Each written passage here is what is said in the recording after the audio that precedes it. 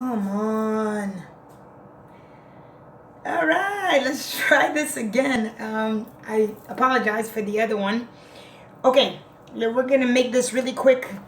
I would have recorded this as a tutorial for you guys, but every device that I have, yes, Randolph, I'm gonna let them know.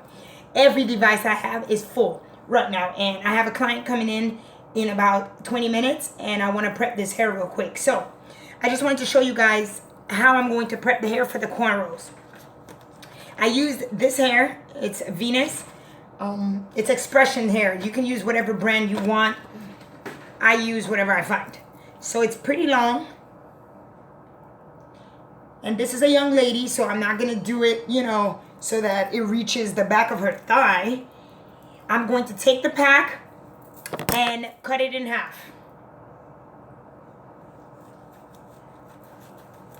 Now, once I do this, the hair is still going to be pretty long, but I am doing 3 sections of cornrows in her head. So the bottom, I'm going to do the shortest. Then the middle section, that is going to be going from ear to ear, is going to be a little bit longer. And the last section that's from the front, I will use the full length of the half that I just used. So you see when I cut it in half, I'm like right here now. See? So I'm going to keep half of the pack that I just cut on the side separate. Sorry about that.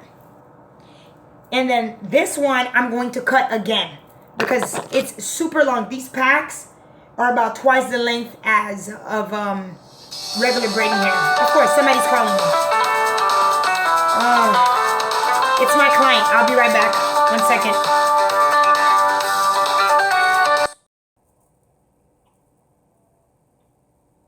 Hello. I apologize. That was actually my client calling to verify something with her daughter's hair that I'll be doing. So, all I'm doing right now is kind of pulling at the ends because it's very blunt when you cut the packs. And I'm sure you guys have seen this on other videos as well. It's not like any special technique or anything. I'm not doing anything different than most people. Sometimes I do use a little bit of oil and I'll like spray the ends before I pull at it. It helps a little bit with the shedding and just to get a slippery grip actually helps with this because you don't want it to be even. You don't want to pull out all the pieces. You want to pull out little strands like that. So anyway, now you see how short this is? That's because it's going to be going at the very back row. So I may add a little bit of a piece as I'm braiding, kind of like a feed-in braid. But this will be for the very back row. And then this will be for the very top row. So from here to here. And I will probably add one little piece as I'm going. Again, I will start off, with just the client's hair. And then add in a feed in, but probably not more than 3 strands will I feed in. So that by the time I'm done feeding, I'm like right here. And so you see it'll cover, you see that? It'll cover the braids that are in the back. As far as the middle section is concerned, I'm kind of waiting until the client gets here to know how I want to deal with that.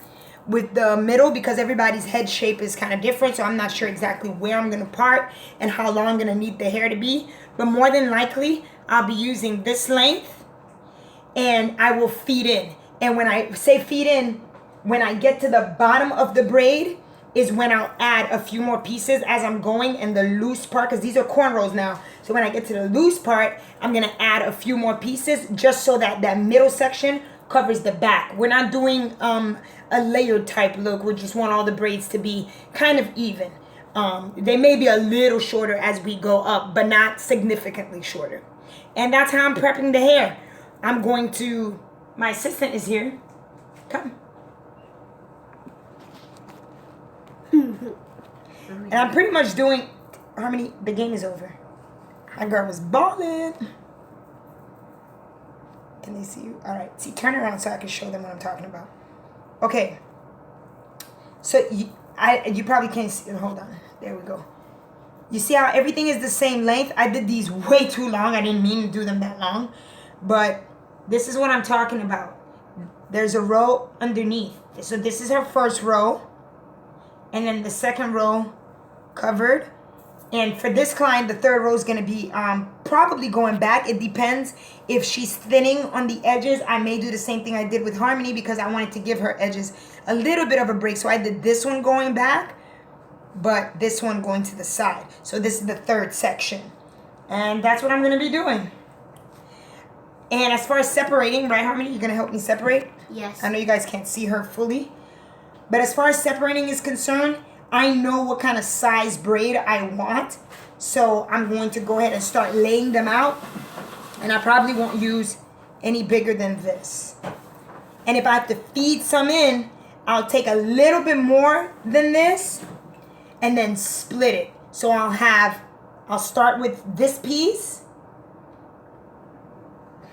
And then halfway down the braid, I'll add a half. And at the end, I'll add the other half. That's how I'm going to do the middle section. So the middle section, I'm still going to use these pieces. Well, that's it for our quick tutorial on how to prep hair for cornrows. Toodaloo. I like doing the toodaloo.